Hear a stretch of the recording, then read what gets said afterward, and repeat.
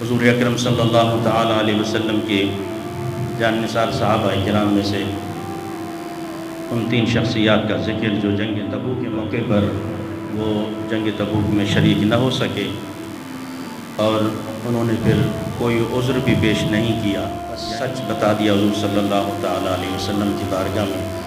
حالانکہ 80 منافقین اور بھی تھے جنہوں نے طرح طرح کے بہانے بنائے، جھوٹ بول کر مجھے فلاں کام تھا، مجھے فلاں کام تھا، میں اس لیے نہیں آ سکا، چونکہ رسول اللہ جانتے تھے۔ لیکن ان 3 شخصیات نے جب اپنا مدعا پیش کیا کہ یا رسول اللہ صلی اللہ تعالیٰ علیہ وسلم ہمیں کوئی عذر نہیں تھا، بس غفلت کی وجہ سے شریک نہیں ہو سکے۔ حضرت کعب بن مالک، حضرت ہلال بن امیہ اور مرارہ بن ربیع رضی اللہ تعالیٰ عنہما، یہ 3 صحابی تھے۔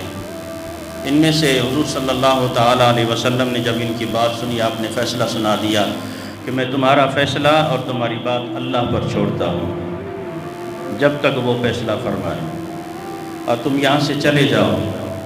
صحابہ کرام سے فرمایا کہ آج کے بعد ان سے کوئی کلام نہیں کرے گا، کوئی سلام نہیں کرے گا، کوئی بات نہیں کرے گا۔ حضرت کعب فرماتے ہیں کہ وہ 2 صحابی حضرت مرارہ بن ربیع، ہلال بن امیہ، وہ چونکہ کافی عمر کے لوگ تھے، وہ تو گھروں میں جا کے بیٹھ گئے، بوڑھے بھی تھے، لیکن میں ایک جوان بہادر تھا، میرے لیے گھر میں بیٹھنا بھی ایک بہت بڑا مسئلہ تھا۔ میں مسلسل مسجد نبوی میں نمازیں پڑھنے بھی آتا رہا اور حضور صلی اللہ تعالیٰ علیہ وسلم کی چہرہ انور کی طرف دیکھتا بھی رہا۔ جب میں دیکھتا حضور صلی اللہ تعالیٰ علیہ وسلم نظریں پھیر لیتے، جب میں نظریں چراتا تو حضور صلی اللہ تعالیٰ علیہ وسلم مجھے دیکھ رہے ہوتے تھے۔ یہ سلسلہ حضرت کعب فرماتے ہیں کہ اتنا طویل بڑھ گیا، حتیٰ کہ حضور صلی اللہ تعالیٰ علیہ وسلم نے ہماری بیویوں کی طرف بھی پیغام بھیجا کہ تم بھی ان سے الگ ہو جاؤ اور اپنے گھروں کو چلی جاؤ۔ انہوں نے پوچھا یا رسول اللہ صلی اللہ تعالیٰ علیہ وسلم کیا ہم اپنے شوہروں سے طلاق لے لیں؟ فرمایا نہیں، طلاق نہیں لینی، بس ان سے الگ رہنا ہے، اپنے شوہروں سے الگ رہنا ہے، اپنے ماں باپ کے گھر چلے جاؤ۔ حضرت کعب فرماتے ہیں اتنا بائیکاٹ اور اتنی ناراضگی، یہ دل پر اتنا بڑا صدمہ لگ چکا تھا کہ آنسو تھمتے نہیں تھے، آنسو تھمتے نہیں تھے۔ جو گزشتہ میں نے واقعہ آپ کے سامنے بیان کیا، حضرت ابو قتادہ حضرت کعب بن مالک کے کزن تھے، چچا کے بیٹے تھے، جب ان کے باغ میں گئے انہوں نے بھی سلام دعا کرنا چھوڑ دی، سلام کا جواب تک نہیں دیا۔ حضرت کعب فرماتے ہیں میں دیوار سے چڑھ کر میں سلام کرتا رہا لیکن کوئی مجھے جواب نہیں ملا۔ میں وہاں سے روتا ہوا دیوار سے نیچے اترا اور بازار کی طرف آیا۔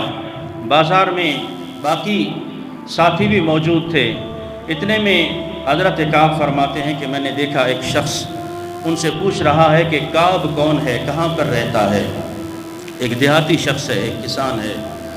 تو حضرت کعب فرماتے ہیں کہ لوگ مجھے جانتے بھی تھے، پہچانتے بھی تھے، لیکن کوئی میرا نام اپنی زبان پر نہیں لے رہا۔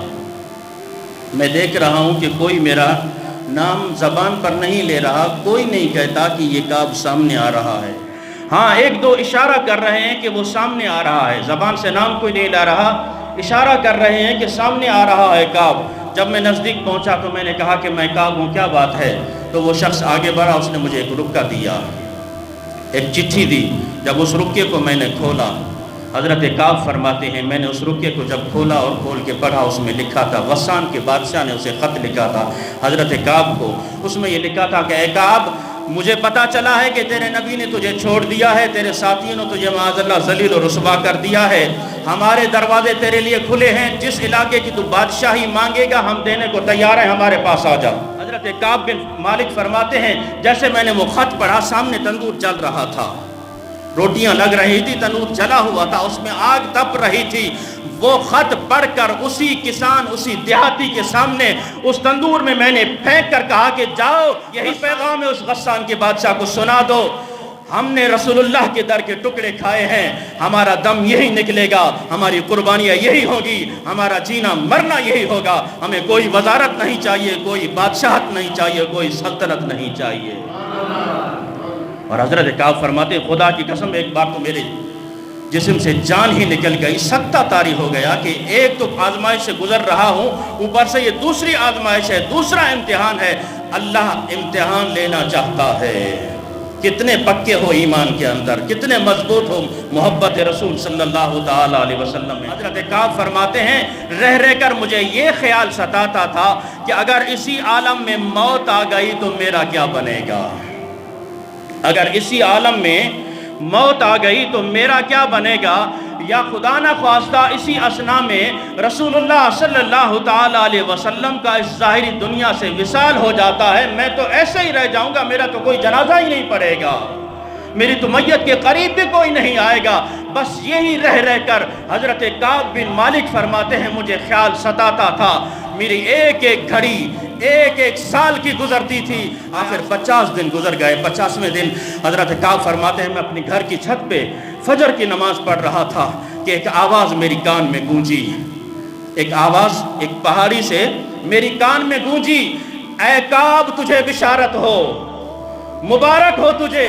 حضرت کعب فرماتے ہیں لگتا ہے کہ میری توبہ قبول ہو گئی ہے، میری توبہ قبول ہو گئی ہے۔ میں فوراً خوشی سے نیچے اترا، میں صحن میں آیا، حتیٰ کہ وہاں رسول اللہ صلی اللہ تعالی علیہ وسلم نماز فجر کے بعد تمام صحابہ کو بتا رہے ہیں کہ مبارک ہو تمہیں، ان 3 اشخاص کی اللہ نے توبہ قبول کر لی ہے، آج سے ان سے ہماری صلح ہے، کوئی ناراضگی نہیں ہے، جاؤ ان کو پیغام سنا دو۔ ہر صحابی دوڑ پڑا۔ ایک صحابی کہتے ہیں میں گھوڑے پر سوار ہو کر اتنی اچانک دوڑا کہ میں جا کے سب سے پہلے حضرت کعب کو یہ خوشخبری سناؤں جو پل پل اپنے آنسو بہاتے تھے، پل پل روتے تھے، جا کے اسے خوشخبری سناؤں۔ لیکن اتنے میں کسی نے جلدی کر دی، پہاڑی پر کھڑے ہو کر کہا کعب تجھے مبارک ہو، تجھے بشارت ہو۔ حضرت کعب فرماتے ہیں میں گھر سے نکلا ہی تھا کہ ہجوم لگ گیا، صحابہ کرام کا ہجوم لگ گیا، ہر ایک گلے لگ رہا ہے، کوئی مبارک بات دے رہا ہے، کوئی خوشخبری سنا رہا ہے۔ حضرت کعب فرماتے ہیں میں رسول اللہ صلی اللہ تعالی علیہ وسلم کی بارگاہ میں پہنچا، میں نے سلام کیا، میرے آقا علیہ السلام نے مسکرا کے مجھے گلے سے لگا لیا، مسکرا کے مجھے گلے سے لگا لیا اور ارشاد فرمایا اے کعب تجھے مبارک ہو، تجھے مبارک ہو، اللہ تبارک و تعالی نے تیری توبہ قبول فرما لی ہے۔ حضرت کعب فرماتے ہیں خدا کی قسم میں نے عرض کی یا رسول اللہ صلی اللہ تعالی علیہ وسلم یہ آپ کی بارگاہ سے پیغام ہے یا رب کی بارگاہ سے پیغام ہے؟ رب تعالیٰ کے قرآن نے فرمایا لقد تاب اللہ علی النبیین، عزیزان محترم اللہ تبارک و تعالی کا پیغام سنایا، وعلی الثلاثۃ الذین خلفوا حتی اذا ضاقت علیہم الارض بما رحبت وضاقت علیہم انفسهم وظنوا ان لا ملجا من اللہ الا الیہ ثم تاب علیہم لیتوبوا ان اللہ هو التواب الرحیم۔ اے کعب یہ رب کی طرف سے پیغام آیا ہے، رب نے تم تینوں کی توبہ کو قبول فرما لیا ہے۔ حضرت کعب فرماتے ہیں یا رسول اللہ صلی اللہ تعالی علیہ وسلم میں اپنی قوم کا سردار کہلاتا ہوں، بڑا کہلاتا ہوں، میرے پاس بہت سارا مال ہے، اس مال کی غفلت کی وجہ سے میں جنگ تبوک میں شریک نہیں ہو سکا، آج آپ کو گواہ بنا کر میں اعلان کر رہا ہوں یہ سارا مال میں صدقہ کر رہا ہوں رب کی بارگاہ میں۔ توبہ ایسے کی جاتی ہے، توبۃ النصوحہ ایسے کی جاتی ہے، صبح توبہ کی شام پھر وہی گناہ ہو جاتا ہے، شام توبہ کی صبح پھر وہ گناہ ہو جاتا ہے۔ ارے کتنی مرتبہ توبہ کر کر کے پھر وہ گناہ کرنے لگ جاتے ہیں، لیکن رحمت الہی کے میں قرباں پھر بھی وہ توبہ قبول کر کے تمہیں بخش رہا ہے۔ رحمت دا دریا الہی ہر دم بغدا تیرا، جے ایک قطرہ بخشے مینوں کم بن جاندہ میرا۔ تو عزیزان محترم آج بھی توبہ کے دروازے کھلے ہیں، اس سے پہلے کہ توبہ کا دروازہ بند ہو جائے ہر شخص اللہ کی بارگاہ میں سر بسجود ہو کر صدق کے دل سے توبہ کرے، خدا کی قسم وہ سارے گناہوں کو نیکیوں میں تبدیل کر دیتا ہے۔ میرے آقا نے فرمایا نہیں کعب سارا مال صدقہ نہیں کرو، میں تمہارا یہ اعلان کر رہا ہوں جو تجھے ضرورت ہے وہ مال اپنے پاس رکھو، باقی اللہ کی راہ میں قربان کر دو۔ اللہ تبارک و تعالیٰ سے دعا ہے اللہ تبارک و تعالیٰ میں ان شخصیات ان ہستیوں کے نقش قدم پر چلنے کی توفیق عطا فرمائے۔